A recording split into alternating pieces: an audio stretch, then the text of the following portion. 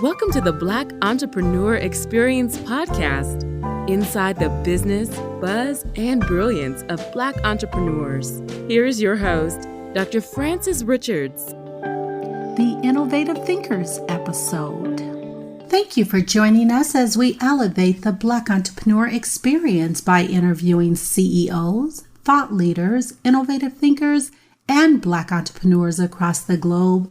I'm your host, Dr. Frances Richards.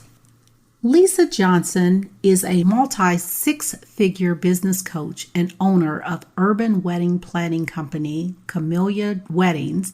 Johnson specializes in helping entrepreneurs scale their business by earning passive incomes from memberships and courses. Welcome, Lisa. Hi, nice to be here. You know what? Thank you for joining us. And I have given our audience such a brief bio about you. Why don't you share with us what you'd like us to know about you and your company? Sure. So I guess the thing that I'm known for is I teach entrepreneurs how to make passive income and semi-passive income streams. So how to go from that exhaustion of having one-to-one to having a bit more freedom by doing one-to-many. I have a wedding business as well, which is taking a backseat at the moment because the coaching has gone so well. But yeah, I've only been coaching for about 2 years, so I'm relatively new to the industry, but it's been going well. Tell us, how did you transition from the wedding to the coaching? Yeah, so I actually worked in corporate for a long time. I was a lawyer, I was an investment banker, and then I found myself pregnant with twins. And I was one of those people that thought that wouldn't have an impact on my life. I don't know why I thought that now when I look back. So I went back to work when they were 5 months old and realised that there was absolutely no way that that could continue. So I decided to get a little part-time job near my house so I could at least see them in the morning and put them to bed.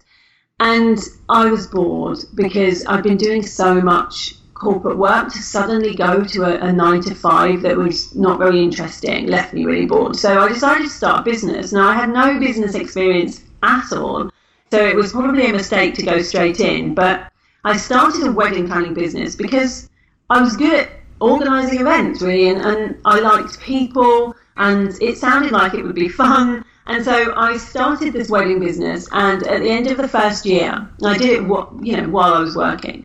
And at the end of the first year, we worked out that I had 13 full planning weddings, and I'd earned £1.13 an hour. So realised that business wasn't sustainable and it wasn't really working. And it was either, at this point, I was quite a lot in debt. So it was either quit and realise that your 9-to-5 is all you're going to be doing, this PA job for the rest of your life, or add to your debt and get a business coach. And I just added to the debt. I got a business coach, and within 3 months, she taught me everything, all the business basics that we should already know. Things like ideal client, money mindset, how to brand properly, how to have a marketing plan. And so I utilised everything she taught me, and within 5 months, I'd turned the business around to being the top UK urban wedding planning company. And we were fully booked for 1.5 years, all with amazing clients with great big budgets. And so then people started asking me how I'd done that. How have you done this? You've been in the industry for like 1.5 years. How have you managed it?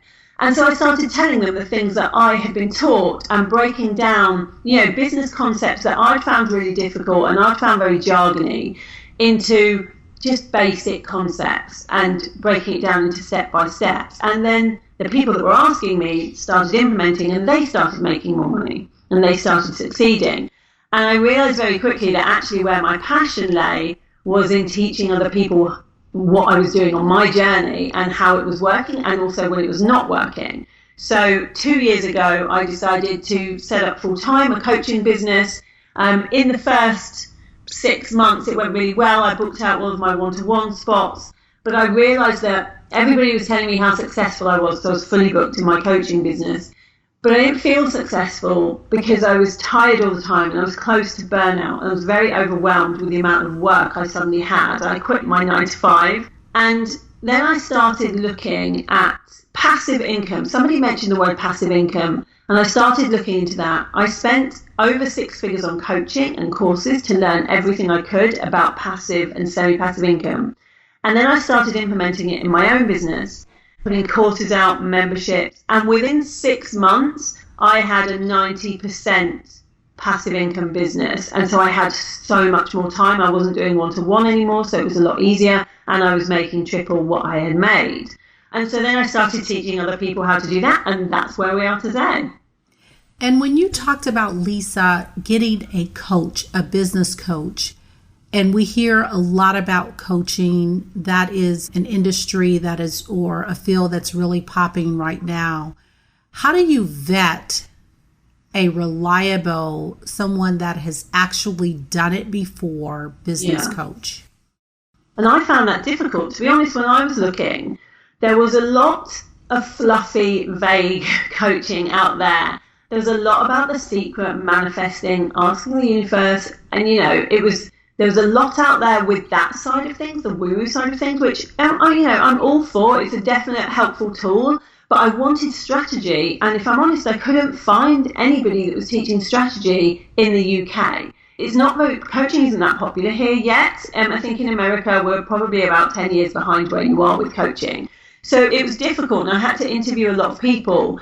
I eventually went for somebody that had a proven track record of a completely different business to coaching, because I wanted to see that they'd made their own mistakes in their own business and learned from them, so I didn't have to make the same mistakes. And I always do my due diligence after having been burnt a couple of times with people I've used before. So I talk to people that have worked with that person, and I ask for actual specifics of how much money they've earned, because that's what's important to me. And I very much found that nobody would talk about the figures, how much they were earning. And yet I knew I wanted somebody that had been where I wanted to go. So I needed somebody that had already earned multi-6 figures, but because no one tells you any of that, it was more difficult. And now in my own coaching business, I'm probably the most transparent coach out there when it comes to how much I earn. I show bank statements. I'm very transparent with it because I want people to realize it's possible.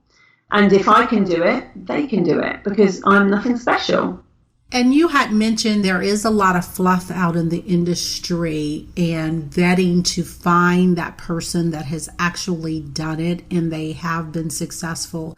If you had to drop a value bomb, Lisa, in reference to what you know about the industry, what is something that you know about the industry that we as consumers should know?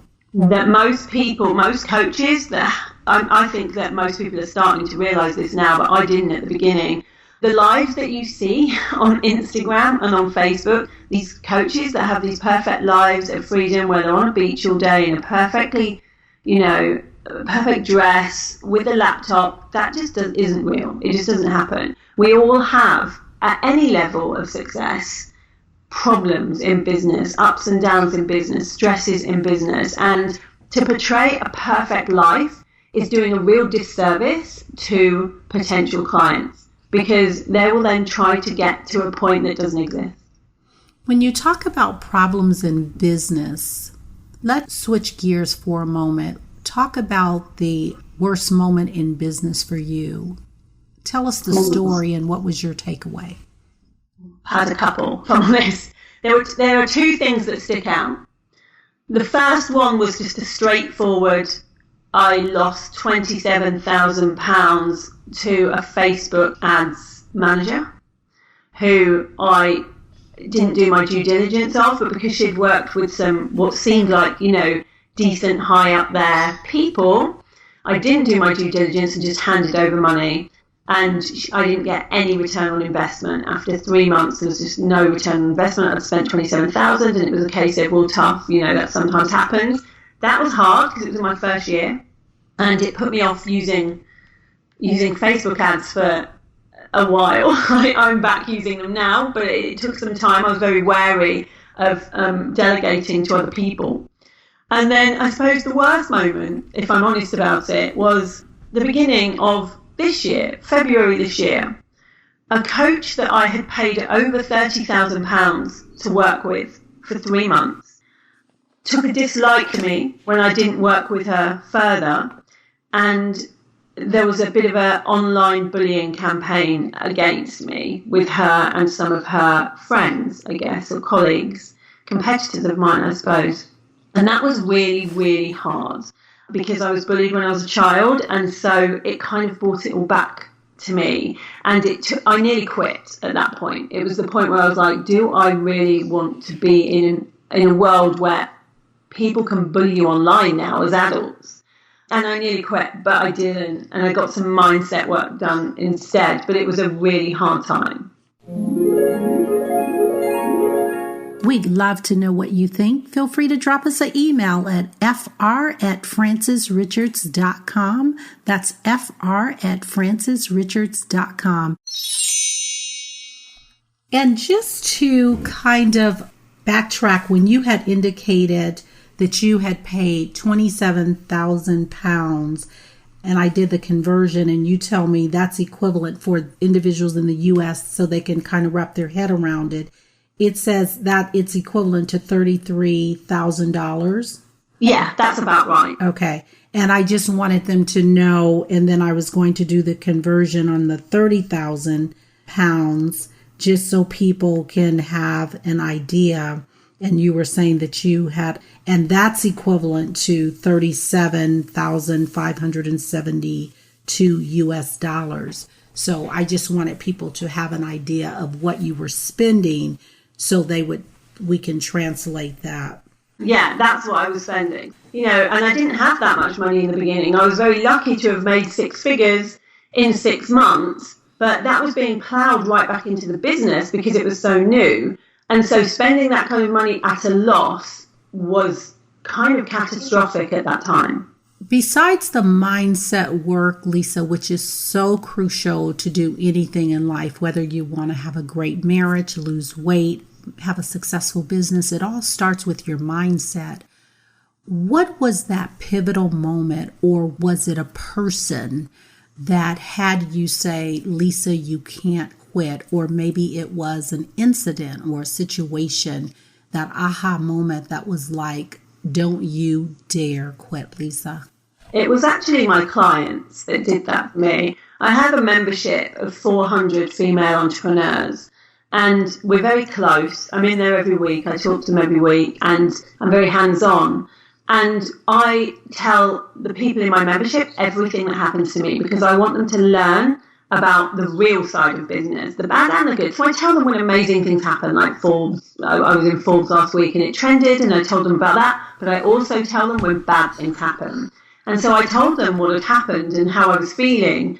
And I had so many messages from people telling me how I'd changed their lives and how if I hadn't been around, they would be in a very different position. And it made me realize that there was no way that anything was going to stop me doing this. This is what I'm here for. And so if my clients want me to be there, nothing else matters. And congratulations on that Forbes article. And I was sharing with Lisa at the top of the hour before we jumped on the interview that is how we connected. I learned about Lisa on Forbes. So grateful that Forbes wrote that amazing article about you. Thank you. It was quite surreal for me to have that happen, but yeah, it was a good fun week.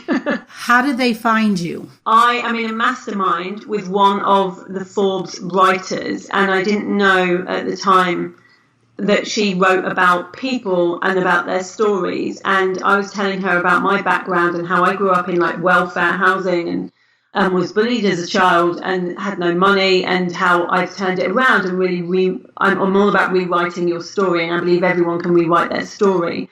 And I was talking to her about this, and she said, I want to work with you to get that story, really defined. And so I started working with her, and she was really helping me get the story properly out there because I'd never really told it before. And then when it was done, she said, I'd love to interview you for Forbes. I think it's a story that people need to hear about because I think it will inspire people. And that's how it happened. And we didn't realize that neither of us realized that it was going to trend so quickly. And we had 250,000 views in the first week which blew my mind and hers, I think. That is amazing. And I am so glad that you had that wonderful success there. Lisa, what problem exists in the world that you would like to solve? I would like to, and this will come as no surprise after what we've just spoken about, I would love to solve the problem of bullying, whether as a child or online, as adults, in the workplace, in the normal workplace. Bullying is going on everywhere, and it's actually wrecking people's lives. And there's not enough being done about it. In workplaces, they have policies that aren't being adhered to in any way.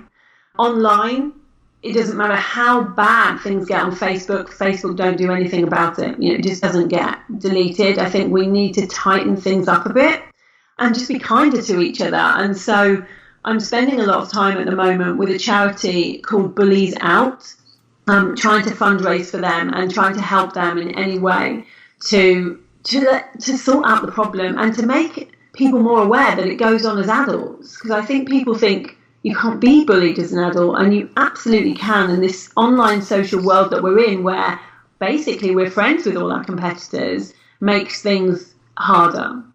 How did you deal with the bullying online? How did you rectify that? How did it go away, or what did you do? So the first time this happened in February, I hid for a while, wasn't as visible online because of it.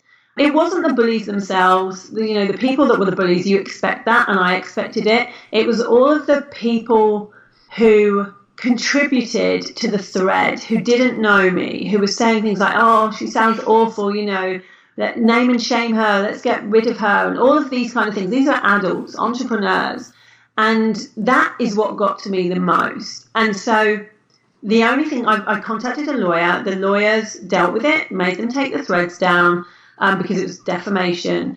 But the interesting thing was I decided, with the lawyer's advice, to out myself. So instead of there being hints that it was about me, to actually go online and say, actually, this is about me. And it's not true. And when I did that, it took all the power away. And all of the people who had written on and made these comments then emailed me saying, I'm so sorry, I didn't know it was about you, or I never would have said anything, and, apologising. And it really made me think that we're so quick to jump in to threats and say, and show support, even though we don't know the other side of the story. So I was crushed at that time. I'm quite Marmite. I don't know if you guys get that reference, but I'm not vanilla online. I will say exactly what I think. And with that kind of visibility, it will always bring issues with it. It will always bring people that don't like what you're saying. And I'm all good with that. I'm absolutely fine with people having a different viewpoint, debating. I love all of that. I think that's a good thing about social media. I don't like it when it gets personal and it gets nasty. And even just last week, it got pointed out to me that in a Facebook group, there was the host of the Facebook group was talking about me, saying she'd never met me, but she'd heard negative things and she would never endorse working with me, to her 3,000 followers, some of whom were my clients. Oh, and wow. I could really tell this time that I had worked really hard on my mindset. So whereas normally I would have gone into meltdown at that, I didn't. And I realised what it was really about. And it's always, when there's a bully, it's always about the issues they're having. It's never about you. And you can't change how people do things. You can't change what people are, but you can change how you react to it. So instead of wanting revenge or getting angry, I wrote to her and I said, look, I'm really sorry that you feel this way about somebody you've never met. It sounds like that's not a nice life to live. Why don't we get together and you can meet me and then you can decide for yourself whether you like me or not and who I am. And I got no response, but it really showed me that I've come a long way with mindset, because it didn't have the same reaction at all that it would normally. I've realised that you decide how you feel about something. Somebody else doesn't get to decide how you feel about something. You had mentioned about the bullying. Is that the social cause that's connected to your business or your brand, or is that just something that you're doing on the side for you personally? It is now connected. So it was always something that I've been involved in growing up because I was bullied as a child. And so I'd always been interested in it. It was only when I saw that it was happening online to adults that it became connected to my business. And now as a business, it's the cause that the business always raises money for. So Lisa, which one of these best describe you? Entrepreneur, thought leader, or innovative thinker, and why?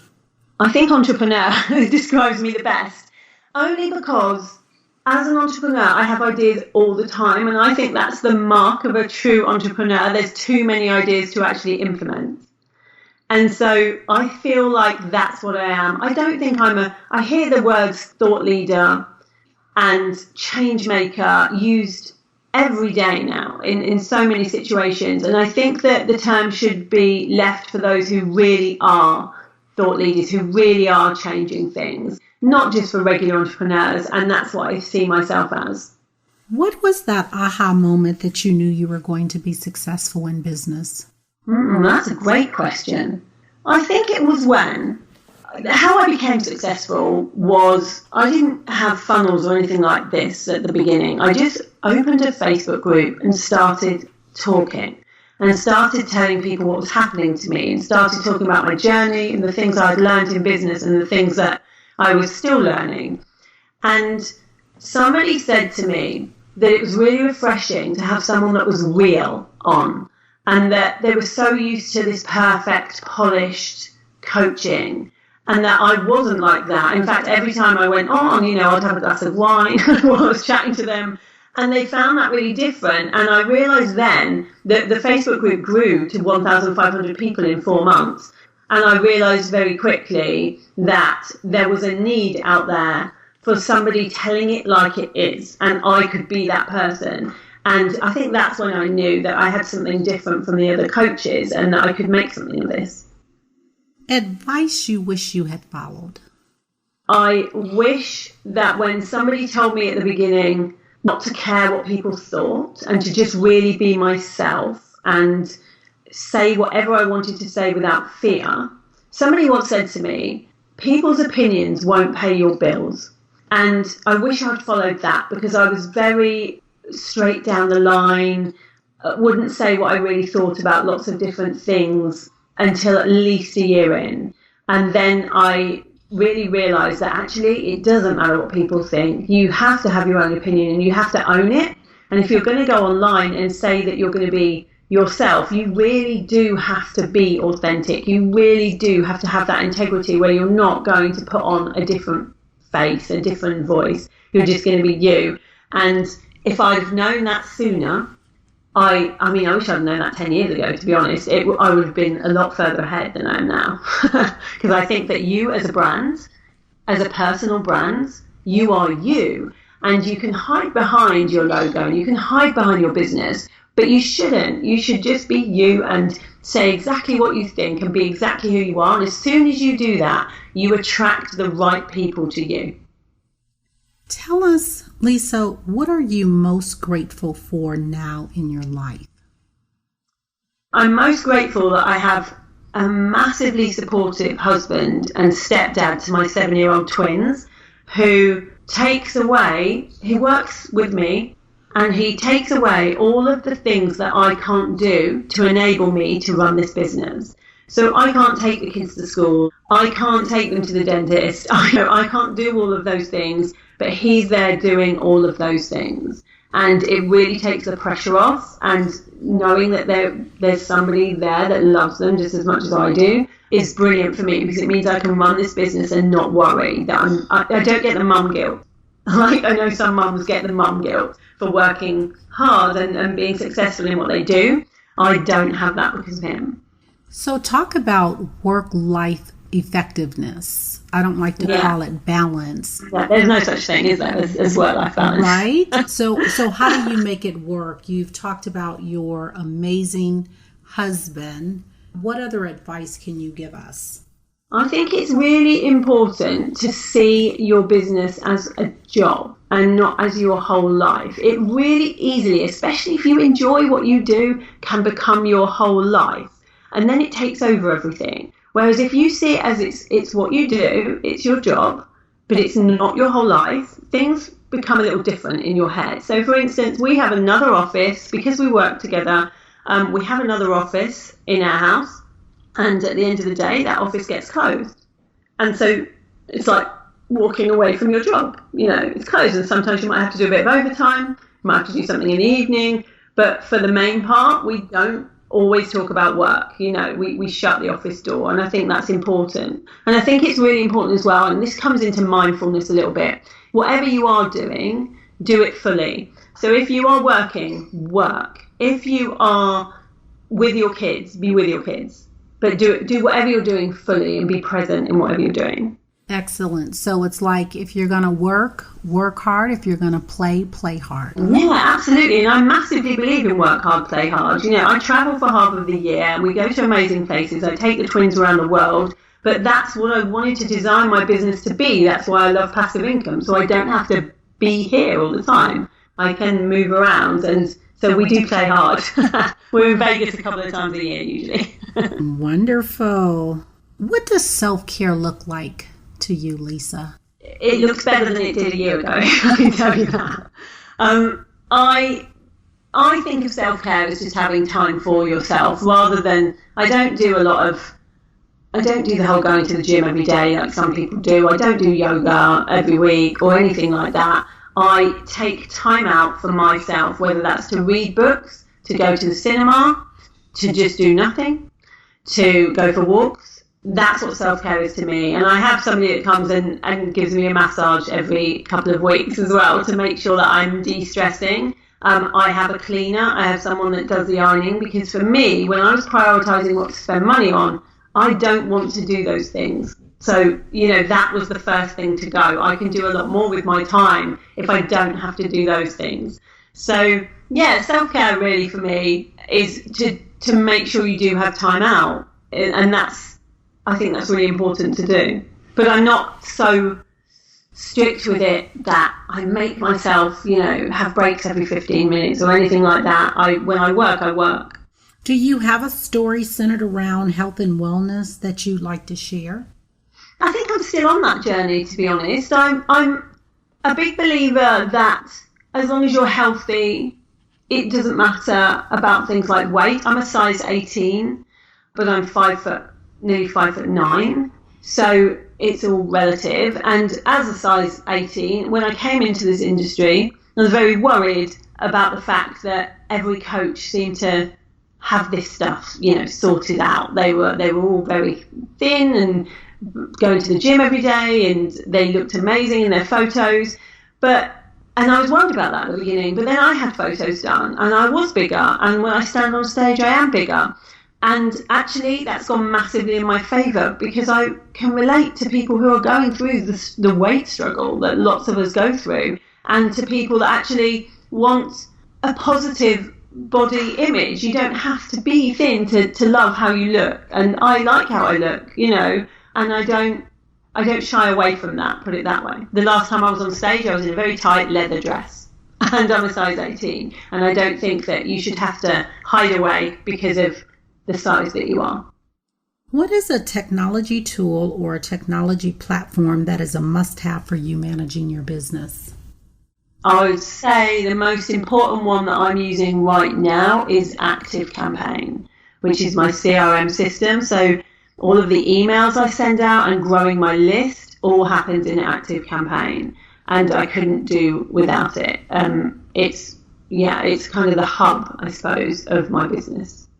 I'm going to step back for a minute, Lisa. You had mentioned about the positive body image and that you don't have to hide from yourself. And I think being a woman entrepreneur, and you talk about mindset, that's huge. And that's a lot of issues that's holding people back, is feeling about, their body, what they think about themselves. Yeah. Talk about getting that mindset around loving your body and having positive body image as a woman entrepreneur. I think the most important thing when it comes to this, I have so many clients that come to me who aren't confident, and they know they need to be visible to be an entrepreneur, to have a business that's successful. They know they need to go on do Facebook Lives. They know they need to talk on stages. They know they need to be visible. and they don't want to be visible. And it's sometimes because of how they look. It's sometimes because they don't like how they sound, or they're worried that they won't look good on camera, all of these things. And I really believe the answer to all of these things is ego and getting rid of it. Because if you when you're thinking about how you look, you're not thinking about what you're offering others. You're thinking about you, and we can't help it. That's just how we are. And our ego takes over. If we get rid of that ego and start thinking about the person who we're actually serving here, the person who might listen to that Facebook Live, the person that might see us on that stage and we might be able to change something for them. If we put the focus back on them and what they're listening to, that's what matters. And that gets rid of our ego. And as soon as we get rid of our ego, we can be happy with who we are. How do you keep your happy in this journey? I don't all the time, and I don't think we should. I know that there's a lot out there about staying in this high vibe state, and I hear it so often with, we need to be positive all the time. I don't believe that's healthy. I don't believe that we should be positive all the time. I feel like as soon as we start down that journey, we're masking a whole load of emotions. I think it's okay to feel sad, or to feel angry, or to feel exhausted, or to feel like, things aren't going our way sometimes, as long as we can know that it's all relative and that we can get past it. I have a mantra that I use all the time when things are going wrong, which is, and this too shall pass. And everything does. Everything. So whenever you're feeling like it's not fun, you're slightly negative, it's one of those weeks, it's going to pass. There's always something good that comes around the corner. And that's the journey of life, isn't it? That's what it should be like. So as long as you keep that in your head, then it's cool, but don't try and be happy all the time. That's not what it's about. What is your biggest challenge of being an entrepreneur? I think that my biggest challenge is, and I know lots of people have this, is never really feeling that you are successful. I think that we can go through life always doing this when I get to. And I used to do this in my personal life as well. When I find the right husband, when I have a baby, when I find the new house, I'll be happy, I'll be successful. And in business, if you're very ambitious, as I am, that can happen too. So at the beginning, it was when I make six figures, when I make multi-6 figures, when I'm not working all the time, when I have people helping me in the business, when my husband can work with me, when my sister can then work with me. There's always something. And when I get to those levels, my challenge is that I don't stop and appreciate them and kind of think, okay, I've got to this point, and breathe a little bit. I'm just on to the next thing straight away, and like, right, what's the next target? And that's a dangerous game, because it means you're never going to feel successful, because there will always be something else you can aspire to. What is your biggest achievement so far in business? I think my biggest achievement was starting a business, a coaching business, while having a wedding business, having a 9-to-5, and having toddler twins. I think that now when I look back at that, I don't know how that happened or how I did it, because that's way too many things in one go. But that was my biggest achievement, actually getting through that year to make it a success and being able to juggle all of the things. We can learn from successful entrepreneurs, people, or brands like yourself, Lisa. Tell us a brand or a business that is dominating or you admire, and why. Gosh, so many. There's so many out there. I think Apple has dominated the market for years. I think it's only now that that's starting to dip. I love what they're about. I love that their brand is a real personal brand. It's not just about, a logo and some technology. It goes deeper than that. I like ClickFunnels, what they're doing at the moment. They're very, the people behind it. Any brands, basically, where the people behind it, and it's much more of a personal brand. They inspire me. People like Jenna Kutcher. She was a photographer. She's now a coach, and she's now really a personal brand. She can turn her hand to anything, and because people know who she is as a person, as a brand, they'll buy it.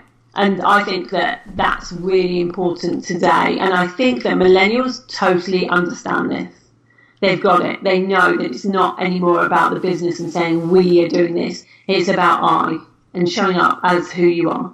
Absolutely. And I so admire just the business acumen of a lot of millennials and what they've done and how they're just taking life to a whole different level. They really do. I look at them and I think, if only we were savvy.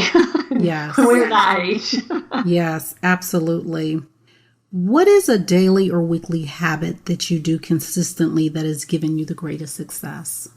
I believe in habit stacking, and I've added a few habits on. One of the things that I always do is start the week with an intention.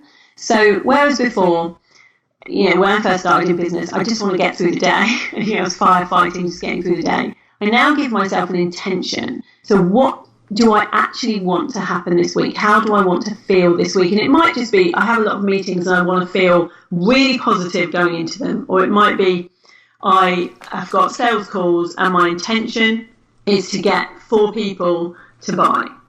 So I have an intention when I go into it because I don't want to be one of those people that just get through the day. Lisa, this podcast is called Black Entrepreneur Experience, where we elevate and promote Black entrepreneurs across the globe and from the Black diasporas. What advice would you give to elevating Black entrepreneurs? I just think there's so much work being done right now to do that, and we need to carry on with that. I know so many coaches right now who are doing great work with promoting women of colour, entrepreneurs of colour, people in minority groups. There's so much going on, but we need to not drop the ball on it. It needs to carry on, and we need to be louder with it. There's a great lady that I've worked with called Elaine Lou Cartus in LA, and she's doing so much to promote coaching and the coaching industry for women in colour and to really lift those people up so that they can be heard. And I love that. I think it's brilliant. Thanks for sharing. Who are your top 2 influencers in your life, and what lessons do they teach you? Ooh. I'm influenced by people that aren't generally in the coaching space. So one of the people that has influenced me the most, when I was in my 9-to-5 job as a PA, I had a female boss called Geeta. She's amazing. And I always looked up to her because she was running this company and she was running it not trying to be like the big boys. She was running it as a female, being feminine, being nice. She wasn't ruthless or any of the things that we hear that women have to be to run a company. And she said to me very early on while working with her, you can do anything. Like, what are you doing here? You can do anything. You're much smarter than you think you are. And that I wouldn't have started any of what I've done so far if it wasn't for somebody like her believing in me. So, that's a big influence for me. If we're talking about who's influencing me daily, if I'm honest, it's my kids, it's my twins, because we all have a why. We all have a reason that we do this every day. When things get tough, we find an obstacle, we find a way around it. And for me, it's not looking at other entrepreneurs who are, multi-7-figure or whatever and going, I want to be like them. It's looking at my kids and knowing that I want them to look at me and see that they can do whatever they want to do too. So they influence me. Lisa, tell us a song title that would best describe you or your brand. That is the hardest question anyone's ever asked me. Oh, gosh. A song title. Big Spender? I love it. Because I'm really not scared of spending money. And if you knew my mindset when I started this journey, because of where I come from, my money mindset was really not great. I had friends and family that if a rich person came past where we lived, they would be, look at him, showing off, who does he think he is? And that really had an effect on my money mindset growing up and thinking that I didn't want to be rich because I didn't want to be seen like that. All rich people are bad people, right? And I had to do a lot of work on my money mindset to get where I am now. And now I'm really not afraid of spending. And sometimes I go too far. And I will spend a lot on things that I really like. Holidays and experiences are my big thing. I don't have a nice car. I don't care about things like that. I don't even own a house. I'm all for experiences. And that's what all of my money goes on. But yeah, that my friends would say big spender is right for me and my brand. I love that. What milestone do you want to accomplish for your business over the next couple of years? So in the next 6 months, my goal is to surpass 7 figures in revenue. I would also like to have all of my systems completely sorted. I realised that by getting where I've got to as fast as I haven't had time to put the systems in place that would make my life even easier. So I want to get that done as well. I would also like to really impact if not a whole online business arena, then the coaching arena, with making people more aware that what they say and do online has a detrimental effect on people, and that the whole bullying thing, I'd love to do more to do with that. So that's a big goal of mine in the next couple of years. Speaking of the coaching industry, Lisa, there's a lot of talk about whether you individuals should be certified or not. And I know it's an industry that you don't have to be certified. Tell us your take on that. It's really tricky for me. I am certified, but I did a course with Tony Robbins Medallions, and it did help. It definitely helped me see how to help people more and in different ways. But if I'm honest about it, I learned more in the mistakes I made in my own business, the first business, the wedding planning business. I still teach things from that. I've still learned things from that helps others now than I will do in any course. And I've done many courses now, and I've done lots of different masterminds and that kind of thing.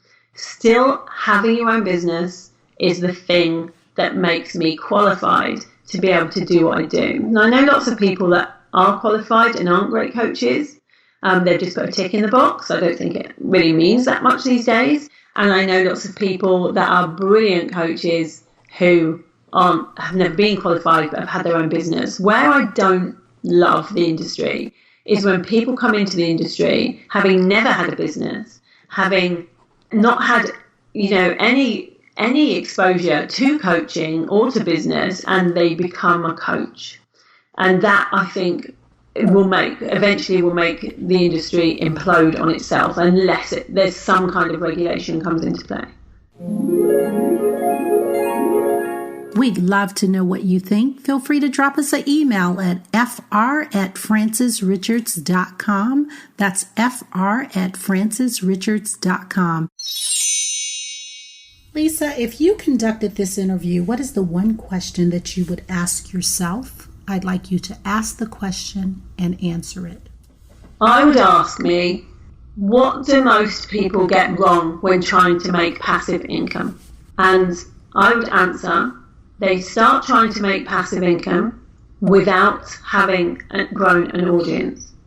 And it's the biggest thing I see. And I really wish that people knew that they need an audience first. Grow your audience first. Don't start making courses and memberships and all sorts of other nice things that probably people really need until you have an audience, because you'll have nobody to sell it to. And is there a cap on the audience, like a minimum?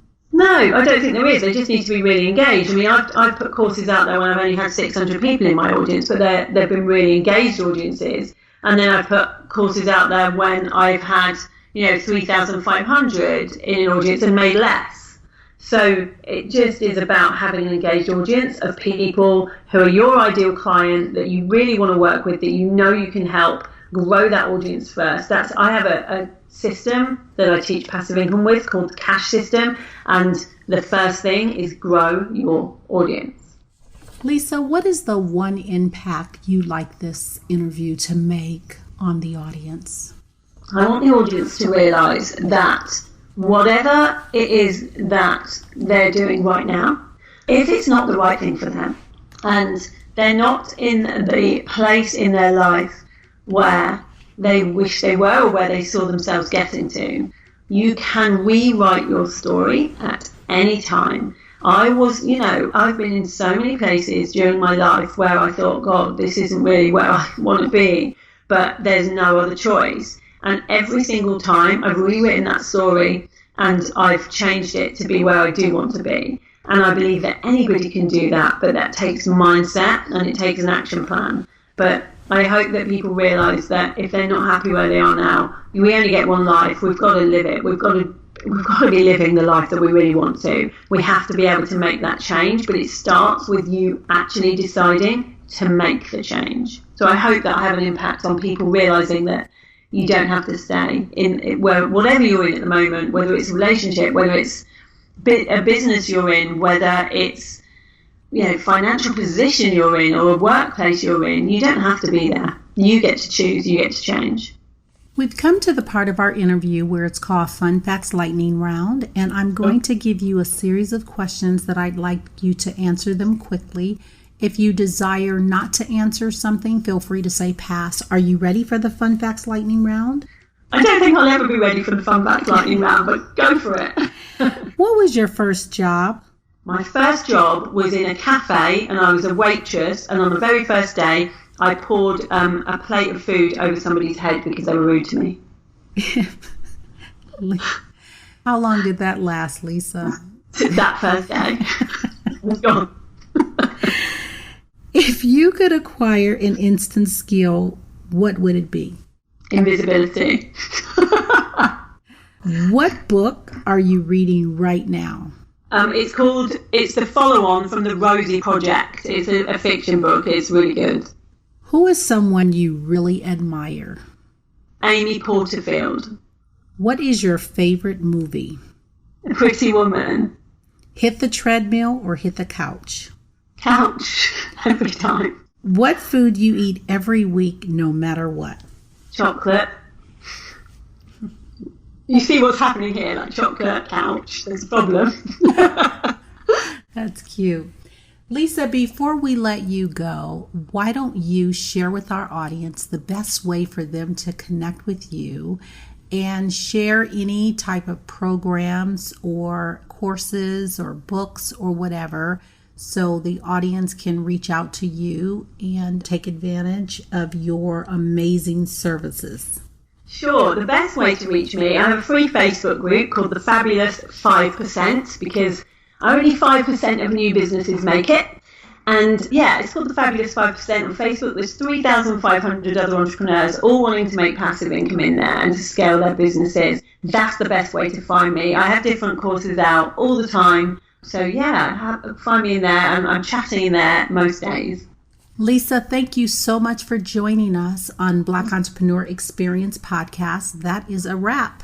Well, thank you very much for having me. Thank you for listening and subscribing to Black Entrepreneur Experience. We would love for you to leave a review and rating on iTunes and share with your friends. For show notes and more episodes, go to www.beepodcast.com. Join us next Wednesday, and remember, green is the new black. So keep your bank accounts and your business in the black.